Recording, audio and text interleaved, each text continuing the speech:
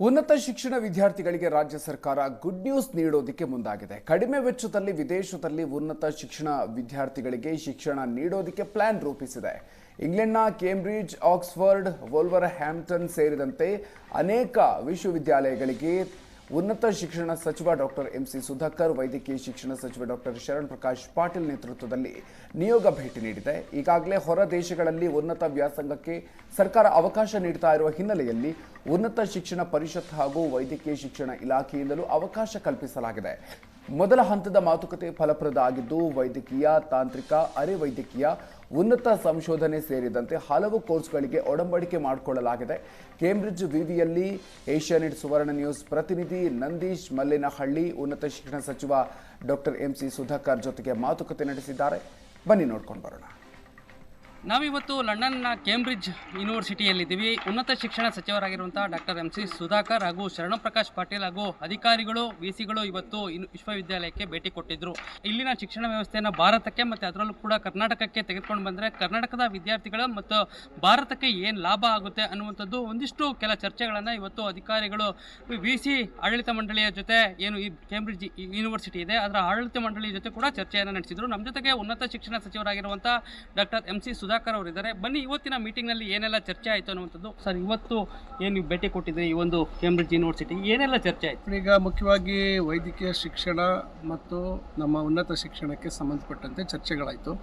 ತಮಗೆ ಗೊತ್ತಿದೆ, ಈಗಾಗಲೇ ಈ ಒಂದು ಬ್ರಿಟನ್ನಿಂದ ಹಲವಾರು ವಿಶ್ವವಿದ್ಯಾಲಯಗಳು ನಮ್ಮ ಭಾರತದಲ್ಲಿ ಮತ್ತು ವಿಶೇಷವಾಗಿ ಕರ್ನಾಟಕದಲ್ಲಿ ಸ್ಥಾಪನೆ ಮಾಡ್ತಾ ಇರ್ತಕ್ಕಂಥದ್ದು.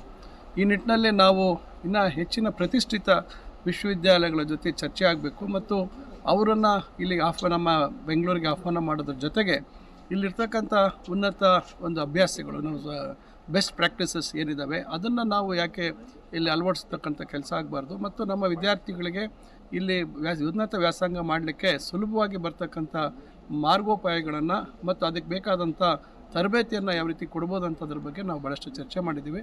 ಹೆಚ್ಚಿನ ರೀತಿಯಲ್ಲಿ ವೈದ್ಯಕೀಯ ಮತ್ತು ನರ್ಸಿಂಗಿಗೆ ಸಂಬಂಧಪಟ್ಟಂತೆ ಭಾಳಷ್ಟು ಇಲ್ಲಿ ಅವಕಾಶಗಳಿದ್ದಾವೆ ಮತ್ತು ಇಂಜಿನಿಯರಿಂಗ್ಗೆ ಸಂಬಂಧಪಟ್ಟಂತೆ ಈಗ ಇಡೀ ನಮ್ಮ ಭಾರತದ ಯುವ ಇಂಜಿನಿಯರಿಂಗ್ಗಳು ಇಡೀ ಪ್ರಪಂಚದಲ್ಲಿ ಯಾವುದೇ ಮೂಲೆಯಲ್ಲಿ ಅವಕಾಶಗಳಿದ್ದರೂ ಅದನ್ನು ಸದುಪಯೋಗ ಮಾಡಿಕೊಳ್ತಕ್ಕಂಥ ಕೆಲಸ ಮಾಡ್ತಾಯಿದ್ದಾರೆ. ಒಟ್ಟಾರೆಯಾಗಿ ನಮ್ಮ ವಿಶ್ವವಿದ್ಯಾಲಯಗಳ ಜೊತೆ ಏನಾದರೂ ಒಡಂಬಡಿಕೆ ಮಾಡ್ಕೋಬೋದಾ ಅನ್ನೋ ವಿಚಾರದಲ್ಲೂ ಕೂಡ ನಾವು ಚರ್ಚೆಗಳು ಮಾಡಿದ್ದೀವಿ. ಇನ್ನಷ್ಟು ಈ ಚರ್ಚೆಗಳನ್ನು ಮುಂದಿನ ದಿನಗಳಲ್ಲಿ ಅದನ್ನು ಮುಂದುವರಿಸ್ತಕ್ಕಂಥ ಕೆಲಸವನ್ನು ಮಾಡ್ತೇವೆ. ಓಕೆ ಸರ್, ಈಗ ಈ ಒಂದು ಚರ್ಚೆಯಲ್ಲಿ ವಿದ್ಯಾರ್ಥಿಗಳನ್ನು ಇಲ್ಲಿಗೆ ಕಳಿಸುವಂಥದ್ದು, ಇಲ್ಲಿನ ವಿದ್ಯಾರ್ಥಿಗಳನ್ನು ಅಲ್ಲಿಗೆ ನಮ್ಮ ಭಾರತಕ್ಕೆ ಕರೆಸ್ಕೊಳ್ಳುವಂಥದ್ದು, ಜೊತೆಗೆ ಸ್ಟಾಫು ಕೂಡ ಏನಾದರೂ ವರ್ಗಾವಣೆ ಮಾಡಿಕೊಳ್ಳುವಂಥದ್ದು, ಕೆಲ ಅಂದರೆ ಇಲ್ಲಿನ ಶಿಕ್ಷಣ ವ್ಯವಸ್ಥೆಯನ್ನು ಅದ್ರ ಬಗ್ಗೆ ಏನಾದರೂ ಚರ್ಚೆ ನೋಡಿ. ಈಗ ಅದು ಸ್ವಲ್ಪ ನಮ್ಮ ವಿದ್ಯಾರ್ಥಿಗಳು ಇಲ್ಲಿ ಬರುವಂಥದ್ದಕ್ಕೆ ಅದು ಸ್ವಲ್ಪ ಇನ್ನೂ ಹೆಚ್ಚಿನ ಚರ್ಚೆಗಳಾಗಬೇಕಾಗುತ್ತೆ. ಇಲ್ಲಿಂದ ಬರ್ತಕ್ಕಂಥದ್ದು ನಂತರ ಮೊದಲು ನಮ್ಮ ವಿದ್ಯಾರ್ಥಿಗಳು ಬರುವಂಥದ್ದು ಫ್ಯಾಕಲ್ಟಿ ಎಕ್ಸ್ಚೇಂಜ್ ಪ್ರೋಗ್ರಾಮ್. ಈಗ ನಮ್ಮಲ್ಲಿರ್ತಕ್ಕಂಥ ಫ್ಯಾಕಲ್ಟಿ ಅಂದರೆ ನಮ್ಮ ಪ್ರಾಧ್ಯಾಪಕರು ಅವರಿಗೆ ಹೆಚ್ಚಿನ ಒಂದು ಇಲ್ಲಿರ್ತಕ್ಕಂಥ ಒಂದು ವಿಶೇಷವಾದಂಥ ಬೋಧನಾ ಪದ್ಧತಿ ವ್ಯವಸ್ಥೆ ಇರ್ತದೆ. ಅದರಲ್ಲಿ ಅವರಿಗೆ ತಿಳುವಳಿಕೆ ಮಾಡಿಕೊಳ್ತಕ್ಕಂಥದ್ದು ಕೂಡ ನಾವು ಮುಂದಿನ ದಿನಗಳಲ್ಲಿ ಚರ್ಚೆಗಳನ್ನು ಮುಂದುವರಿಸ್ಕೊಂಡು ಯಾವ ರೀತಿ ಅದನ್ನು ಮಾಡಲಿಕ್ಕೆ ಸಾಧ್ಯ ಆಗುತ್ತೆ, ಎಷ್ಟು ದಿವಸ ಅವರು ಬರ್ಬೋದು, ಹೇಗೆ ಇದನ್ನು ಮಾಡ್ಬೋದು ಅಂತಕ್ಕಂಥದ್ರ ಬಗ್ಗೆ ಈಗ ಪ್ರಾಥಮಿಕವಾಗಿ ಚರ್ಚೆ ಮಾಡಿಕೊಂಡಿದ್ದೀವಿ. ಆದರೆ ಇನ್ನು ಈ ಚರ್ಚೆಗಳನ್ನು ಮುಂದುವರಿಸಿ ಮುಂದೆ ಇದಕ್ಕೆ ಒಂದು ನಿರ್ದಿಷ್ಟವಾದಂಥ ಒಂದು ಒಡಂಬಡಿಕೆಯನ್ನು ಮಾಡಿಕೊಳ್ತಕ್ಕಂಥ ಪ್ರಯತ್ನ ಮಾಡ್ತೀವಿ. ಇದಿಷ್ಟು ಉನ್ನತ ಶಿಕ್ಷಣ ಸಚಿವರಾಗಿರುವಂಥ ಡಾಕ್ಟರ್ ಎಂಸಿ ಸುಧಾಕರ್ ಅವರ ಮಾತು. ಏನಂತಂದರೆ ಇಲ್ಲಿನ ಶಿಕ್ಷಣ ವ್ಯವಸ್ಥೆ ಮತ್ತು ಶಿಕ್ಷಣ ಪದ್ಧತಿಗಳನ್ನು ಭಾರತಕ್ಕೆ ಮತ್ತು ಕರ್ನಾಟಕಕ್ಕೆ ಮಾಡಿಕೊಳ್ಬೇಕು, ಈಗ ಯಾವ ರೀತಿ ಮಾಡಿಕೊಳ್ಬೇಕು ಅನ್ನುವಂಥದ್ದು ಕೂಡ ಈಗ ಪ್ರಾಥಮಿಕವಾಗಿ ಈ ಒಂದು ಕೇಂಬ್ರಿಡ್ಜ್ ವಿಶ್ವವಿದ್ಯಾಲಯಕ್ಕೆ ಬಂದು ಎಲ್ಲವೂ ಕೂಡ ಪರಿಶೀಲಿಸಿ ನೋಡಿ ಮುಂದಿನ ದಿನಗಳಲ್ಲಿ ಅದನ್ನು ಕಾರ್ಯರೂಪಕ್ಕೆ ತರುವಂಥ ಎಲ್ಲ ಕೆಲಸವನ್ನು ಮಾಡ್ತೇವೆ ಅನ್ನುವಂಥ ಒಂದು ಮಾತನ್ನು ಹೇಳ್ತಾ ಇರುವಂಥದ್ದು. ಕೇಂಬ್ರಿಡ್ಜ್ನಿಂದ ನಂದೀಶ್ ಮಲ್ಲೇನಹಳ್ಳಿ, ಏಷ್ಯಾನೆಟ್ ಸುವರ್ಣ ನ್ಯೂಸ್.